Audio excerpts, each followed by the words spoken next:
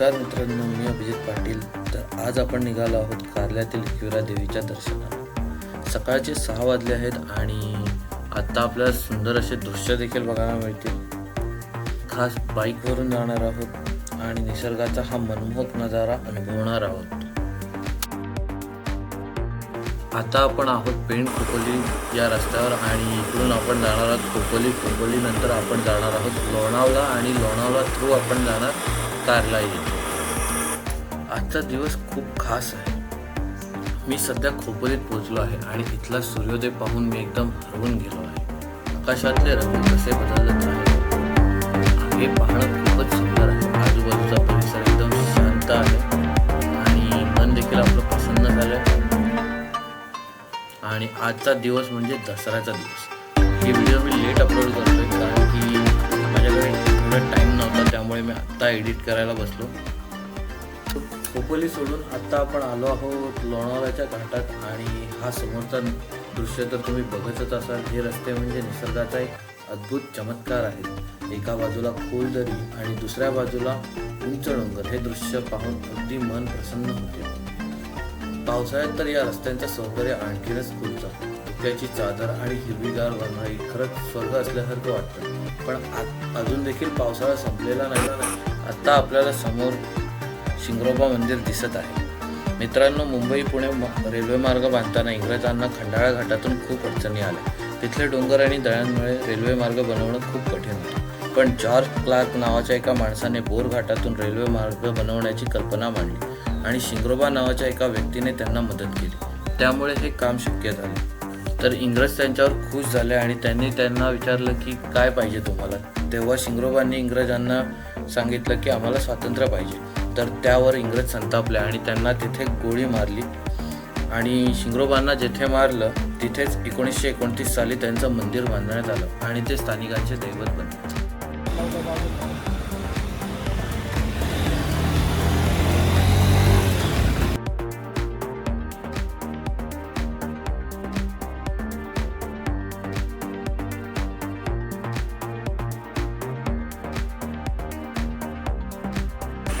लोणावळ्यात पाऊल टाकताच असं वाटतं जणू आपण ढगांच्या दुनियेत आलो आहोत. सगळीकडे फक्त पांढरे शुभ्र ढग आणि हिरवीगार डोंगर. हे दृश्य पाहून मन एकदम शांत आणि प्रसन्न होते.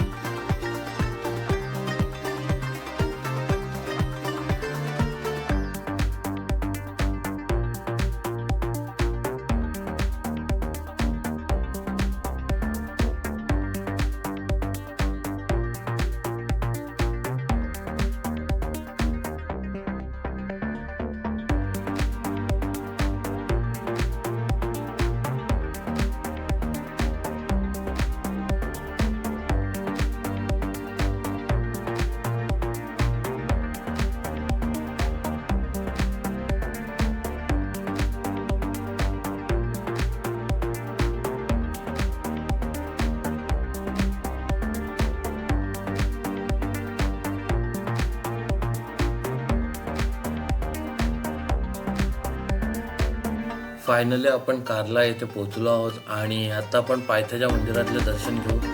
आणि आज दसरा असल्या कारणाने आपल्याला इथे नारळ म्हणजे होम दिसतोय, आईचा होम.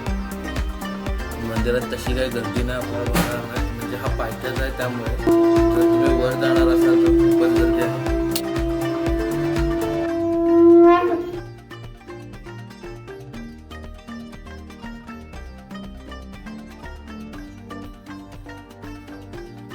आता आपण मेन मंदिराकडे जाण्यासाठी सुरुवात केली आहे आणि जवळजवळ 15 मिनटं म्हणजे पायऱ्या आहेत. वरती एकदम मंदिर त्यामुळे लागतं. तर महाराष्ट्रात 3.5 शक्तिपीठे प्रमुख मानली जातात. त्यापैकी पार्वती, यमाई, रेणुका मातेचा अवतार म्हणजेच एकविरा देवी. वेहरगाव कारला गडावरील आई एकविरा देवी ही आदिशक्ती असून एक जागृत देवस्थान म्हणून या देवस्थानाची ख्याती आहे.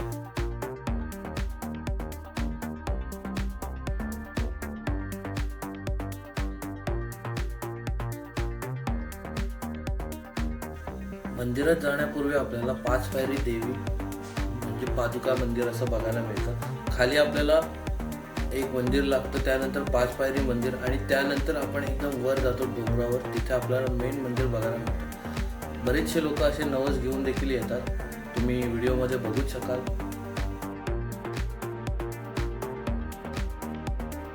आज दसरा असल्या कारणाने इथे बरीच अशी गर्दी बघायला मिळते आणि लाईन देखील खूप मोठी आहे. त्यामुळे लाईनीत थांबलो तर 2-3 तास जास्त म्हणजे मॅक्झिमम 6 तास लागतील असं मला वाटतं. त्यामुळे आम्ही मुखदर्शन घेऊन जाणार आहोत. आता आपण या मंदिराचा इतिहास जाणण्याचा प्रयत्न करूया. पौराणिक कथेनुसार हे मंदिर पांडवांनी त्यांच्या वनवासाच्या काळामध्ये बांधले होते. एकदा पांडव या पवित्र ठिकाणी आले असताना त्यांच्यासमोर प्रत्यक्ष एकविरा माता प्रकट झाली आणि तिने त्यांना तिथे मंदिर बांधण्याचा आदेश दिला. पण तिने त्यांची परीक्षा पाहण्याकरिता एक अट घातली की पांडवांनी हे मंदिर एका रात्रीत बांधावे. पांडवांनी हे मंदिर एका रात्रीत बांधून दाखवले. त्यामुळे त्यांची भक्ती पाहून देवी प्रसन्न झाली आणि वनवासानंतरच्या त्यांच्या 1 वर्षाच्या अज्ञातवासात त्यांना कोणीही ओळखू शकणार नाही असा वरही देवीने पांडवांना दिला.